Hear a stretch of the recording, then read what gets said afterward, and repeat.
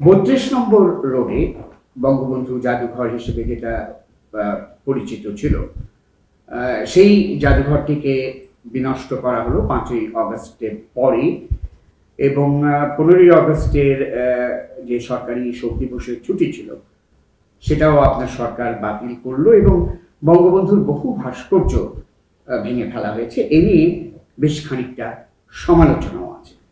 আবার অনেকেই বলছেন তাদের ভাষায় যে বঙ্গবন্ধু শেখ মুজিবুর রহমানকে তারা ফ্যাসিবাদের আইকন হিসেবেও দেখছেন, এবং তারা বলছেন সেই কারণে এটা ঘটেছে। তো দীর্ঘদিন ধরে বাংলাদেশের জাতির জনক হিসেবে বঙ্গবন্ধু শেখ মুজিবুর রহমান স্বীকৃত, এ ব্যাপারে আপনার সরকারের দৃষ্টিভঙ্গি কি?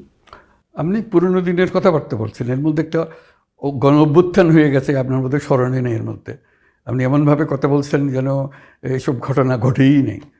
কাজে নতুন ভঙ্গিতে যা হচ্ছে সেটাকে দেখতে হবে। তো কত ছেলে প্রাণ দিল সেটা নিয়ে আপনার কোনো প্রশ্ন নাই, কেন প্রাণ দিল। হ্যাঁ, কাজে ওগুলো আসুক। তারপরে এই যে প্রথম স্বীকার করতে হবে যে তারা বলেছে, ছাত্ররা বলেছে যে আমরা রিসেট বাটন পুশ করেছি, এভরিথিং ইজ গন, অতীত নিশ্চিতভাবে চলে গেছে। এখন নতুন ভঙ্গিতে আমরা করে তুলব, দেশের মানুষতা চাই। তো সেই নতুন ভঙ্গিতে তোলার জন্য যেটা আছে সেটা হলো যে আমাদেরকে সংস্কার করতে হবে।